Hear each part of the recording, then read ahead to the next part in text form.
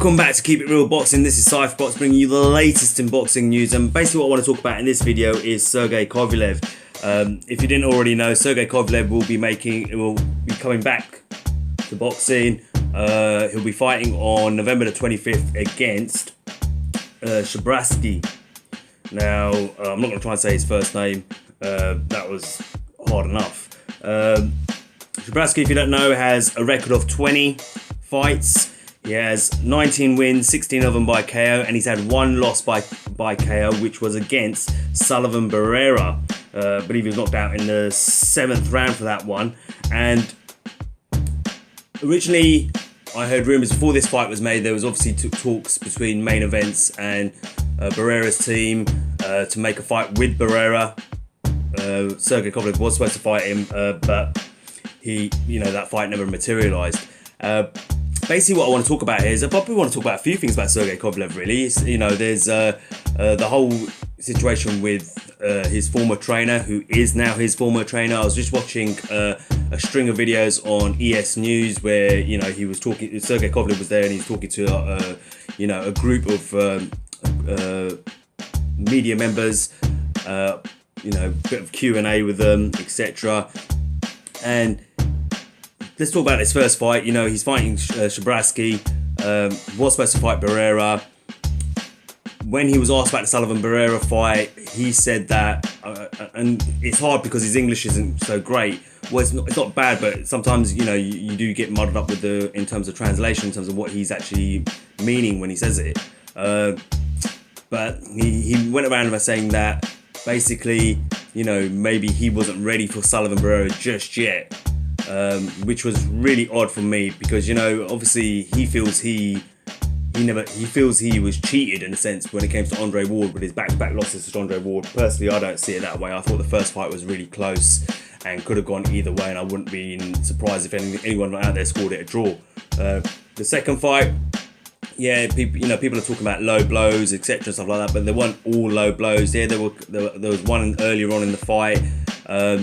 And to be fair, even in that last round where he got stopped, in my opinion, there wasn't low blows there. If you look at it carefully and closely, you'll see it yourself. In my opinion, I think Kovalev just got grinded down in that second fight and wanted a way out, and he found a way out. Because as as boxers, if you think your opponent's low blowing you like that, you look to the referee and the referee's not helping you, right, okay, I need to fight dirty back now. So when he low blows me again, if they were low blows, then you need to do the same back in return, because the referee's not going to do anything quality about it. And if he does do something about it, then there's something seriously wrong. That's unfortunate. That's just the nature of the sport. But complaining about it and whining about it is not going to change anything during the course of the fight. Do you know what I mean? And not be funny, he threw a lot of rabbit punches towards Andre Ward's head. So he could talk about Andre Ward being a cheat, and fighting dirty, but he fights dirty himself. He's throwing a lot of rabbit punches to the back of the head. But anyway, it is what it is. But on the back of that, in the build up to that fight, he had a lot of issues with his trainer, John David Jackson, who's now, like I said, who's not going to be training Sergey Kovalev anymore. But going back to the Sullivan Barrera thing, he's saying that he may not be ready for Sullivan Barrera, which is kind of weird, because you think if you think you won the fight against Andre Ward, or you felt you'd been cheated, you thought you probably take on Sullivan Barrera, because you still be full of confidence, because you think, well, hold on, I never lost those fights. So it's strange to hear him say that. I was surprised to hear him say that he felt he might not be ready for Sullivan Barrera, or that fight might not be the right time for now. Like I said, it's hard to understand what he's saying sometimes. But it's a shame, because I would have thought that would have been a pretty good fight for him to come back on, Sullivan Barrera, and kind of like get himself back into the thick of it. Obviously, they've gone with Shabraski. Personally, I think he wins that fight. I don't think Shabraski wins that one. I think Kovalev will win that fight, which is fine. And then hopefully he goes on and fights Sullivan Barrera, or even a Joe Smith Jr. or someone like that. Someone else someone who's highly ranked within the light heavyweight division. Said a lot of things about John David Jackson as well. As you know, John David Jackson in the last week or so, a couple of weeks ago, I think it was, came out and he said quite a few things regarding Sergey Kovalev. Now, Sergey Kovalev has confirmed that they have split and parted ways. Jackson will no longer be his trainer. Jackson basically recently just said Sergey Kovalev's an a-hole. He said the way he treated Jackson was, it was out of order. He revealed a lot of things. He talked about how Sergey Kovalev doesn't listen. He's got an ego. He's arrogant. He believes Sergey Kovalev believes he's done this all on his own. All the success he's had so far within the sport, he's done it on his own. Not his management team, not his trainer. No one's done this. Only Sergey Kovalev's made this happen. He's made all the success he has is down to him, Sergey Kovalev. His team's had nothing to do with it whatsoever. He runs the show and he's the one who's made this happen. Which, if you all know, isn't the truth. You got to have a good management team, a promotional team with you. You got to have a good trainer in your corner. But Sergey Kovalev, that was Sergey Kovalev's attitude. He also said that Sergey Kovalev, in terms of training, it is very difficult to train him because he doesn't listen. He tried to teach Sergey Kovalev how to fight on the inside, and that proved to be very important against Andre Ward. So he tried to teach Sergey Kovalev how to fight on the inside, and he said he just wouldn't do it. He even said that one of his old fighters that he trained, I can't remember the guy's name, he invited him to fight Sergey Kovalev, and apparently he was a cruiserweight, I think, and he dropped Sergey Kovalev in sparring. Jackson himself said that he sparred Kovalev, and he goes, I'm like a 54, 55-year-old man or whatever, in my 50s, and even he made him quit and made him take a knee, etc. Because what he was doing when he fought Kovalev, when he sparred Kovalev, he says that he worked into the body, and fought on the inside, which Kovalev wasn't used to and isn't comfortable with, and obviously he gave way. How much truth there is to that part, I don't know, but don't get me wrong, I'm just repeating what Jackson said himself. He also mentioned things like about payment. He said, he never got paid properly, or he never got paid on time. Sergey would never pay him. He'd have to chase his money. In the end, I think, was it the first Andre Ward fight? He never got paid for it. So in the end, he had to go to Cafe Duva and main events, and main events paid Jackson. Now, a lot of people out there are going to be thinking, well, the question was put to him in this interview and said to him, well, if he's been treating you if he's been like that and so difficult, to train, etc., why would you go back, or why didn't you leave sooner, etc., and stuff like that? And Kovalev and Jackson turned around and basically said his loyalty wasn't to Kovalev, his loyalty was to main events and Cafe Duvas, because they've always had a good working relationship and they've always treated him really well, and out of respect for them, he stuck around. He said there was a lot of other things as well about Kovalev. He said, obviously he'd have his Russian, part of his team there, and they were all speaking Russian. And he goes, sometimes I'll be standing there and Sergey would say something about it, or they'd be talking about it. And he goes, even though they're speaking in Russian, when someone's talking about you, with the comments they were making, and the way they were reacting. That he said that, he goes, it was kind of things like that were going on behind the scenes. And, he basically turned around and said that Sergey's just a real a-hole. He won't listen to him in the corners. He won't listen to any of the advice Jackson would give him. He wanted to do his own thing, stuff like that. A lot of people out there, their reaction to this from Jackson is that, oh yeah, he's just all bitter, etc. Because, he tried to turn his back on Kovalev by going and joining Team Ward and all that sort of stuff, and all this other stuff. But what I want to throw in there, and I'm not saying who's right, who's wrong, I'm just putting it out there to you guys. Abel Sanchez, I think, was it after the the Ward fight, the second Ward fight, or just before it? I can't remember what it was, but I remember seeing a video, an interview where Abel Sanchez says that when Kovalev first came to the US from Russia, he actually spent time training with Abel Sanchez. And Abel Sanchez also has confirmed that he's just someone he doesn't listen. He's not easy to train. He's very difficult. He doesn't listen to his trainers. He doesn't listen to the advice that he's given. And a lot of these, and when you hear things like that, you kind of think, well, okay, if it was just John David Jackson saying that, you could kind of probably, think, well, maybe there's some, sour grapes and bitterness here in terms of the relationship's broken down and the way it has, etc. But then when someone on the outside like Abel Sanchez, trainer to Triple G, is telling, well, I had him with me for a while at the beginning, and you can't train him because he doesn't listen. So, but it's interesting what, if you go to ES News, there's a string of videos up where they, or like I said, they did like this media roundtable kind of talk with him, and he himself has Sergey Kovalev is kind of in that Q&A session. He's kind of turned around and said himself that he's gonna have a trainer, so he is gonna have a trainer there with him, assisting him, but he's gonna kind of train himself, and the trainer is just there to assist him, so to help him with tactics and stuff, but he's gonna control. I think that's what it was sounding like to me. Like, he's going to have a trainer there, but the trainer's going to follow his lead, and he will ask the trainer when he needs tactical advice, and stand there and hold the watch when I'm training, and time me when I'm doing things and stuff, and help me out with things like that. But in a sense, he's going to pretty much train himself as well.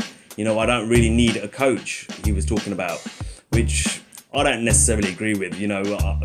That's the whole point of a trainer there, is that you're supposed to listen to your trainer, respect your trainer, and hear what they're saying to you. And that kind of confirms to me when he said that okay, Jackson might be right here. That Jackson's actually not telling a lie, because when you yourself say that, quite clearly shows an indication that you're not willing to listen to your trainer or anyone else for that matter. There's a few other things Sergey Kovalev's team said. They didn't believe Jackson was a good coach. Well, Sergey didn't believe, and it wasn't really Kathy Duva who was talking. Kathy Duva during this period when they were talking about Jackson she was very quiet. She was sitting there as well. His manager, what's his name, Igis Klinsmas, I think his name is, whatever. He was there as well, and it was just them two really doing most of the talking, and Kathy Duva wasn't. And Sergey Kovalev, he was talking about Jackson and saying he's a really nice guy. He goes, but he wasn't doing, a trainer should tell you, what to do in what situations, and he wasn't doing that in the corners. Now, if I remember right, the first fight, I've followed Sergey Kovalev's career. I've always enjoyed watching him, and that's why I was so happy the fight with Andre Ward was made, because they're two top pound for pound fighters about to go with each other. Go at it with each other, and I was really excited about that fight, and even the rematch. But whenever I've watched, apart from the second and the first fights against Andre Ward, I've watched his career, and Jackson's always giving instructions in the corners. It's not like he's never given it. Against Bernard Hopkins, he's always told him that what he wants to see him do. If you don't go out there and put it into play, that's on you as a fighter. The trainer can only tell you what to do. If you go out there, ignore him and go and do your own thing, then that's on you. That's your fault. So I don't necessarily agree with that he wasn't being instructed in the corners by Jackson throughout this whole time. And that, so if that was the case, why did you have Jackson as your trainer? If Jackson was like that all the way through your career, why would you have Jackson as your trainer? I don't understand that. So there's a lot of things that don't make sense to me.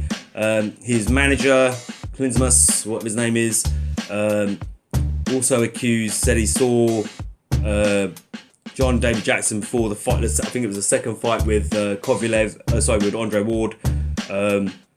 He saw him give him a pill, and didn't know what was in that pill. We don't know what was going on there. What kind of they felt like he gave Kovalev something as to kind of reduce his performance in the ring and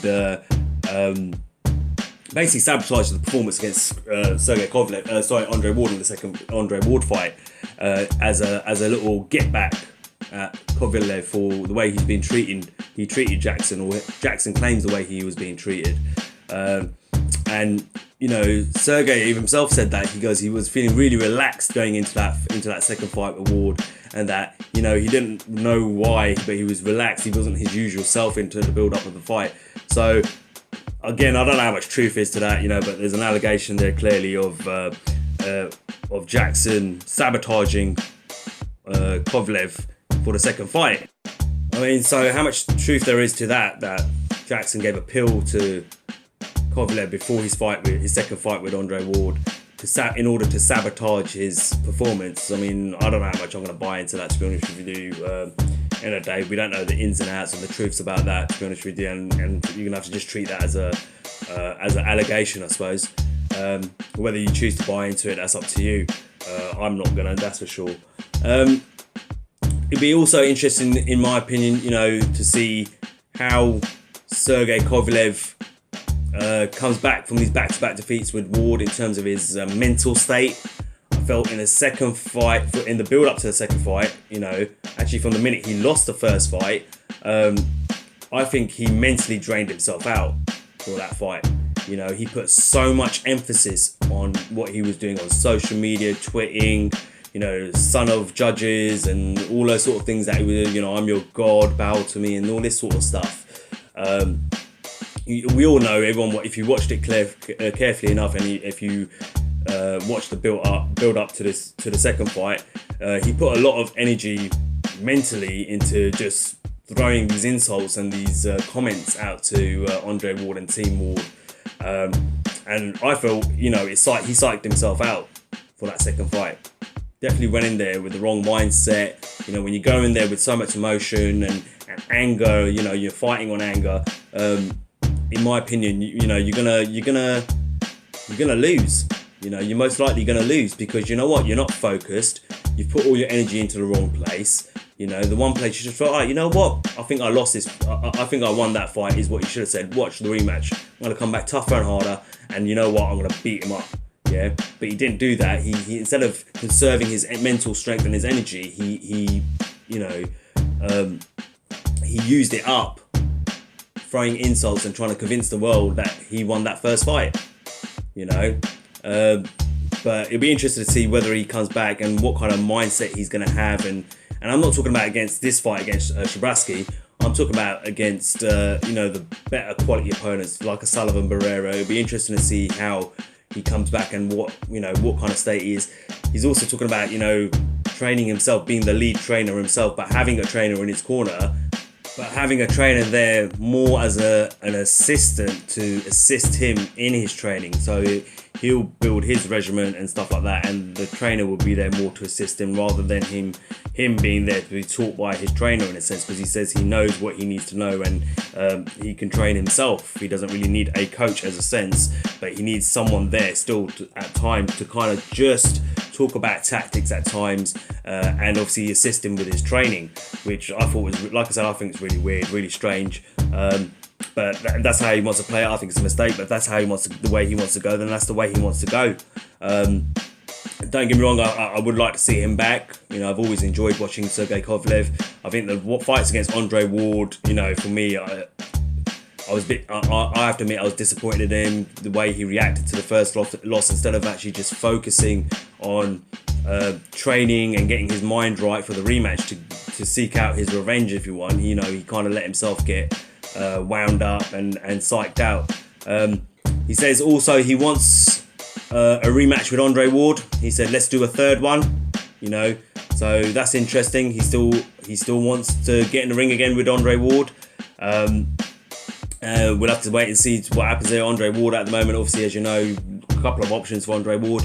He can either look to become undisputed champion by fighting Adonis Stevenson, whether that happens, because Adonis Stevenson says he's up for fighting Badou Jack as well, so you don't know what's going to happen in boxing sometimes.